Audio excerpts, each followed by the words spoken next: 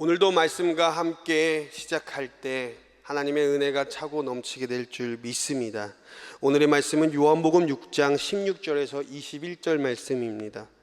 저물매 제자들이 바다에 내려가서 배를 타고 바다를 건너 가버나움으로 가는데 이미 어두웠고 예수는 아직 그들에게 오시지 아니하셨더니 큰 바람이 불어 파도가 일어나더라.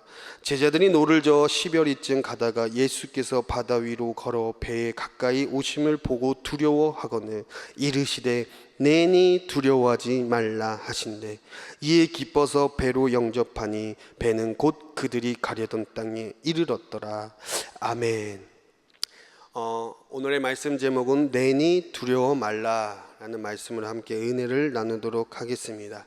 오늘 이 말씀은 사실상 앞절에 어떤 말씀이 있냐, 우리가 잘 아는 오병이어의 기적이 그 사건이 일어난 후에 나타나는 하나님의 기적 사건입니다. 오병이어의 이 기적 이후 예수님 안에 이제 엄청난 팬덤이 형성이 됐습니다. 그야말로 오빠 부대가 이제 탄생이 된 거예요. 열광적으로 이제 예수님을 이제 사람들이 떠봤습니다. 그 오병이어의 기적 이후 사람들은 이제 우리 자신들의 배를 이제 채우게 될 그 떡을 보면서 이제 이 예수가 진정 우리를 로마에서 해방시킬 수 있다. 이 예수가 진정 이제 우리의 리더자가 될 수 있다. 이 예수를 우리가 이제 끌고 가자. 이런 상황 가운데 예수님이 하신 이 세 가지가 뭐냐? 바로 군중을 바로 흩으셔. 그리고 나서 제자들을 향해 건너편으로 가라고 말합니다. 그 건너편이 가버나움이. 그리고 예수님은 홀로 산으로 가십니다. 군중을 흩으시고 제자들은 가버나움으로 배를 타고 가라고 하고, 그리고 예수님은 산으로 가십니다. 그런데 여기서 이 제자들이 예수님의 말씀에 따라서 이제 배를 타고 가버나움으로 가려고 하는 그 상황 가운데 오늘 말씀처럼 폭풍을 만나게 돼요. 참 신기하지 않습니까? 예수님이 가라고 말씀하셨는데 이게 웬일? 폭풍을 만나게 됩니다. 그래서 이들은 너무 의아할 수 있어요. 배 안에서 혹시 이들은 이렇게 말할 수도 있습니다. 차라리 그냥 오병이어 그 기적 그 사건 이때가 딱인데 빨리 이때 이제 우리가 좀 사람 좀 잡고 선동해가지고 우리가 깃발을 들어서 좀 우리가 행진해야 되는 거 아니야? 이런 상황에서 지금 폭풍 만나고 이게 뭐야? 이렇게 말할 수 있을 거예요. 폭풍을 만나서 그들이 두려워합니다. 여러분, 사실 이게 진리 아니겠습니까? 우리가 정말로 하나님 나라를 회복하겠다고 어둠 가운데 그리고 소망 없는 가운데 우리가 말씀을 들고 전진할 때 우리 안에는 세상의 쾌락이 있는 게 아니에요. 우리 가운데 당연히 폭풍우가 있습니다. 엄청난 두려움이 눈앞에 있을 수 있습니다. 이것이 우리의 사명인 거예요. 예수님이 가라고 한 곳엔 두려움이 있을 수 있습니다. 예수님이 가라고 해서 그래서 그곳이 평안한 곳이 아닙니다. 그곳엔 눈물이 있을 수 있어요. 그것은 탄식이 있을 수 있습니다. 그러나 우리 그 깊숙한 배 한 구석에서는 알지 못하는 그 하늘의 그 기쁨이 있을 거예요. 이 오병이어 사건을 통해 가지고 사람들이 원하는 것은 무엇이었을까요?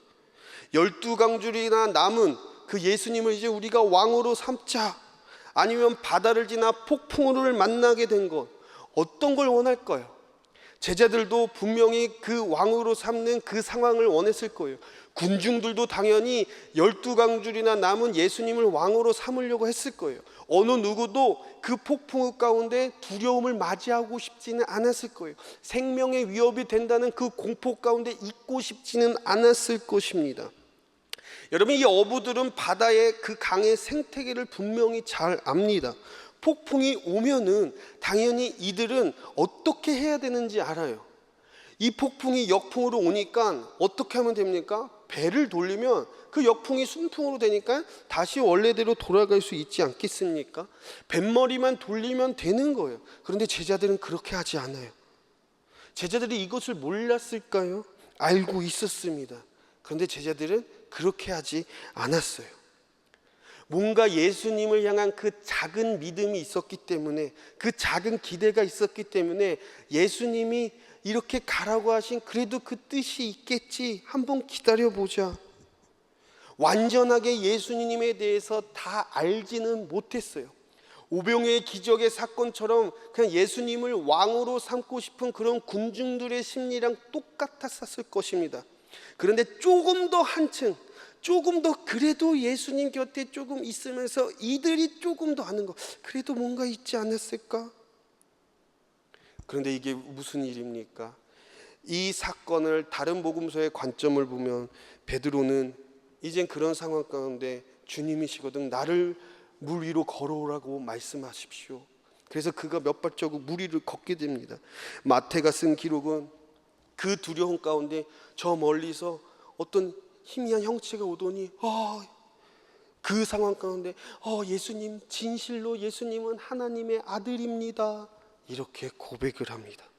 제자들이 배 안에서 그런 오병이의 기적을 얘기하고 있는 그런 상황 가운데 도대체 이 목적이 뭐야, 그런 상황 가운데 그래서 배를 돌리지 않고 그런 상황 가운데, 그런데 폭풍은 몰아치지, 폭풍이 몰아치고 그 공포와 어둠 가운데 있는 그런 상황 가운데 저기서 희미한 형체, 사람의 모양을 한 사람이 이렇게 오는 거예요. 뭐지, 귀신인가? 사실상 예수님이라서 우리는 기뻐 날뛰어야 되는데 이들은 더 두려워하는 거예요. 야, 폭풍 가운데 귀신이 있나? 오병이어의 군중들과 제자들의 신앙의 차이가 이제 조금씩 왜 벌어지는 장면이 나오게 돼요. 22절 24절 말씀을 보면은 이튿날 바다 건너편에 서 있던 무리가 배 한 척 외에 다른 배가 거기 없는 것과 또 어제 예수께서 제자들과 함께 그 배에 오르지 아니하시고 제자들만 가는 것을 보았더니, 그러나 디베랴에서 배들이 주께서 축사하신 후 여럿이 떡 먹던 그곳에 가까이 왔더라. 무리가 거기에 예수도 안 계시고 제자들도 없음을 보고 곧 배들을 타고 예수를 찾으러 가버나움으로 가서, 이들이 너무나도 의아한 거예요. 그리고 25절 말씀에 어떻게 예수님이 오셨나? 보십시오. 오병이의 기적의 사건이 있는 그 순간 그 강 한편에는 배가 한 척밖에 없었어요.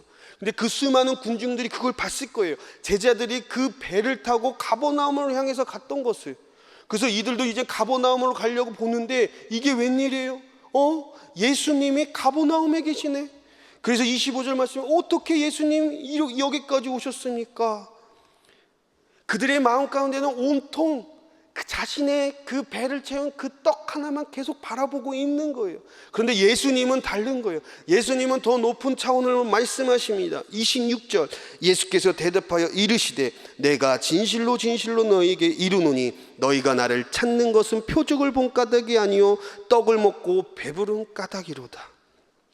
그들이 예수님을 찾은 이유가 여기 나타나지 않습니까? 그 떡, 우리 안에 감추어진 그 욕망.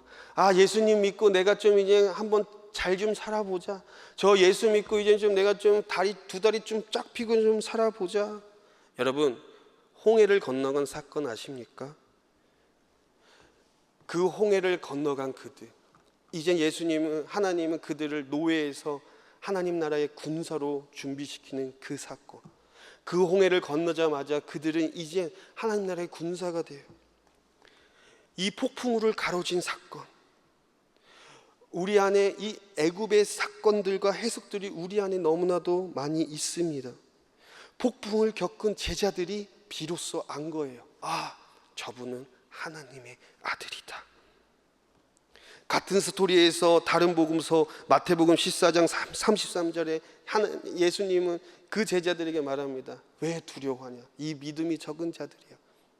그제서야 그들은 알게 됩니다. 하나님은 진정 하나님의 아들입니다. 주님은 진정 하나님의 아들이에요. 오병이어의 군중들과 제자들의 차이가 여기 있는 것입니다. 오병이어의 군중들은 그저 떡에만 관심이 있습니다. 자기들의 배를 채울 그 떡과 욕망과 욕심. 그러나 홍해를 가르고 홍해를 뚫고 나온 이스라엘 백성처럼 그 폭풍우를 뚫고 제자들은 그 떡에 관심이 있는 게 아니라 오로지 나를 구원하시고 나와 함께 하시는 그 예수 그리스도에게만 관심이 있는 것입니다. 진짜 폭풍우를 뚫고 나와서 이들은 진짜 생명의 떡을 알게 된 거예요. 오병이어의 기적의 그 육신의 떡이 아니라 진짜 살아있는 말씀의 생명의 그 떡. 홍해를 갈라 출애굽을 시켜서 그들의 진짜 정체성을 알게 하신 분, 더 이상 너희들은 노예가 아니야, 더 이상 종이 아니야, 하나님 나라의 군사라고 말씀하신 분. 그들이 그 홍해 앞에서 원래는 어땠었습니까? 두렵고 떨고 모세를 원망하고 있지 않았습니까? 그런데 그 하나님의 기적이 펼쳐지는 그 순간 그들이 진짜 하나님을 보게 됩니다. 제자들이 폭풍우를 뚫고 나온 후 그들은 이젠 육신의 떡이 아니라 더 높은 차원을 보고 경험하게 된 것입니다. 그래서 우리의 삶 가운데 현재 폭풍우를 만난다라는 건 문제의 해결보다 진짜 우리를 향한 예수 그리스도가 보이게 되는 것입니다. 육의 허기를 채워서 정치적 위기를 모면하고 그 정도의 메시아로밖에 이해 못했던 그 군중들, 그리고 제자들, 그러나 근본적인 죄의 문제를 해결하기 위하여 오신 것을 그 떡을 통해서 말씀하신 것인데, 그것을 눈치채지 못하고 그저 나의 배를 채우겠다고 그래서 예수님을 왕 삼으려고 한 그들. 그러나 이젠 제자들은 달랐어요. 그 폭풍우를 뚫고 진짜 예수님을 보게 됩니다. 하나님의 아들이 그 예수님이구나. 그 예수님이 나와 함께 하시는구나. 내니 두려워 말라. 이게 에고에임이 용법이에요. 나는 무엇이다. 메시아가 자기를 계시할 때 쓰시는 에미에이고 용법입니다. 내니 나는 예수님이니 두려워하지 말라. 천지 만물을 창조하신 분, 통치하시는 분, 주권자, 육신의 허기와 결핍을 통해서 하나님의 전능하심과 주인 되심을 붙잡고 나가야 할 그 하나님. 여러분의 상황 가운데 두려움이 무엇입니까? 여러분의 상황 가운데 문제가 무엇입니까? 하나님, 이 문제를 해결해 주세요 보다 더 높은 차원으로 주님, 진짜 이 문제를 통해 하나님 마음을 알게 하여 주시옵소서. 주님, 진짜 이 어려움과 두려움을 통해서 예수 그리스도를 보게 하여 주시옵소서. 그럴 때 우리는 군중이 아니라 제자의 마음으로서 우리는 물 위를 걷게 될 줄 믿습니다. 기도합니다. 사랑의 주님, 우리의 심령 가운데 다시 한번 오직 예수 그리스도면 충분하다라는 고백이 나오기를 원합니다. 무엇보다도 이 어려운 상황 가운데 주님, 문제의 해결을 우리가 기도하는 것보다 더 높은 차원으로 이것을 통하여 하나님의 뜻과 예수님을 알고 보게 되는 역사가 있게 하여 주시옵소서. 그래서 거기서 끝나는 것이 아니라 주님, 우리도 여전히 그 주님만을 바라봄으로 말미암아 무리를 걷는 하늘의 기적을 경험하고 또한 그 기적을 만들어가는 주님의 복된 성도들이 되도록 축복하여 주옵소서. 예수님의 이름으로 기도합니다. 아멘.